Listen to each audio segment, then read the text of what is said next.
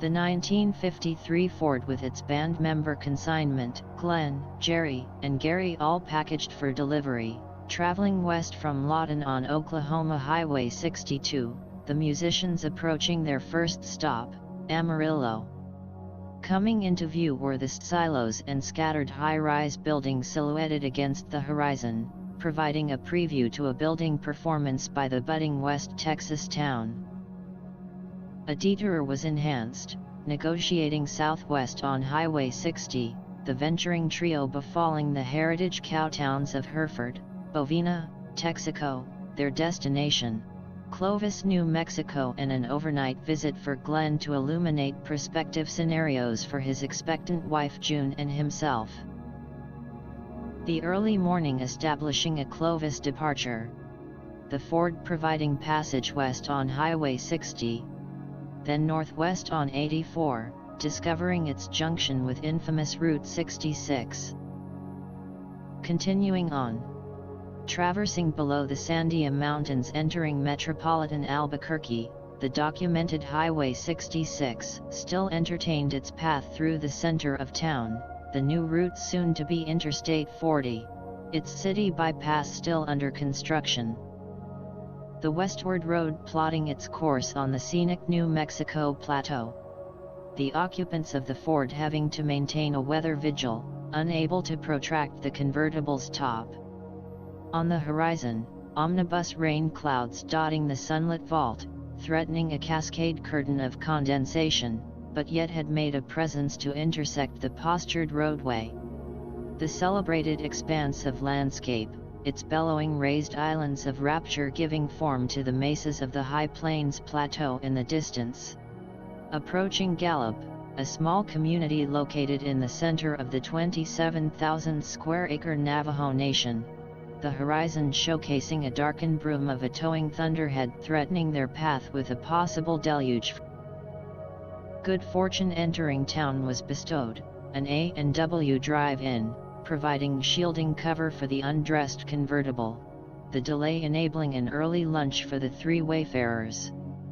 Gary noting that all of the town was located south of the railroad tracks, commenting that Gallup appears to be a one side of the tracks town. Traveling through Winslow, Arizona, the Marauders continuing the uphill journey, reaching the mile-high citadel of Flagstaff.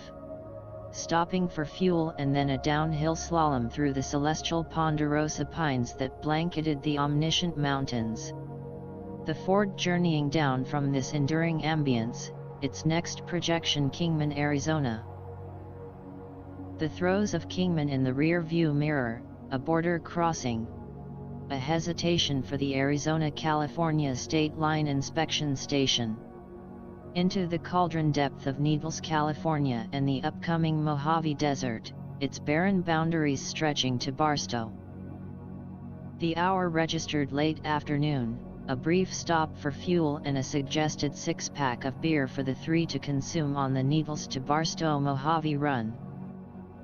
The first indication of something being aberrant was the appearance of desert water bags decorating the hood ornaments of the oncoming cartage. The surroundings giving way to the insipid landscape frequented with desert bloom, cacti, and chaparral yucca, a wonder to some, but desolate to others. Jerry was mindful of the engine temperature as the Ford continued to cruise Route 66, the overhead sun basking the wind-driven rays on the uncovered musician seated in the front seat. The threesome, unaware of the ultraviolet radiation consuming them. The small town didn't broadcast its name, but the injured ones in the convertible found refuge in the air-conditioned diner. The sunburn that permeated their appearance gave notice of the pain. Gary concluding, the combination of wind, sun, and possibly the beer may have been the culprits responsible for their exposed now scorched facial parchment. After inquiring at the lone retail convenience establishment adorning this wide spot in the road, the only available remedy to provide some solace was a bottle of Jergens hand lotion. The fragrance of the Jergens permeated the occupants, but the unrelenting discomfort continued serving notice, never to venture through the desert without covering. darkness having descended when the quandary travels became a talent of change. Their perception of the road was different, the three noticing the headlight illumination on the road appeared dimmer. The Ford projecting both an amp gauge as well as a generator light, and it was then noticed a faint flickering glow from the dash light. Then finally it energized, a steady red warning glow proclaiming its presence. Continuing on Highway 58 toward Bakersfield, the three realized the audacious consequences with a generator failure, and as they continued, their expectations of finding a solution was wane. Visibility was approaching inadequacy, a decision to continue or stop was in mid-discussion when miraculously a service station with garage appeared. And even more astounding, it was alight with patrons. Disembarking, explaining their plight, finding the proprietary help only able to assist with a phone call, expressing the nearest parts emporium would be closed, and not available until morning. Inside the open garage, an individual was concluding activity on his transportation, having just replaced generator parts in his car. Gary and Glenn addressed the garage workbench, discovering old remnants from generator repair work. Again approaching the attendant inquiring about them, the attendant relating that they were remains of past work, and in all probability were of no use. After a brief discussion, the two musicians deciding they might as well pull the Ford's generator and at least give it a visual once over. Rising the Ford's hood, Glenn removing the generator, the two examining the brushes, rotor, and armature. Gary having been here before in high school auto shop, finding the latter looking suspiciously damaged, the armature's wiring looking parched. On the bench amongst other parts was a similar looking armature. The two began to scrutinize whether it was any value, not knowing its condition or even if it would fit. Arrested with no meter to validate armature continuity, the two armatures appeared to look identical. Gary suggested that it was worth a try, as they weren't going anywhere anyway, and once installed it would provide a yay or nay test of success. Fate or luck, either was acceptable.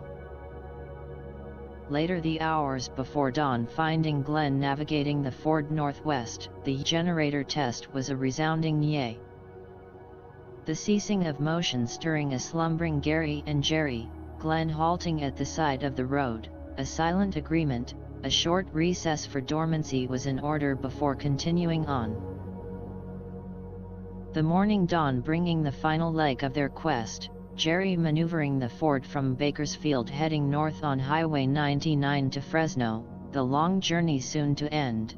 Once past Modesto, Gary directing him to take the Tracy turnoff, the wayfarers soon traversing the wind-driven Altamont Pass and the Livermore Valley. Passing the Dublin Canyon Road turnoff, cresting the rise, looking towards the horizon and the Oakland-San Francisco Bay Area. The three untouchables venturing into the uncharted West Coast music arena,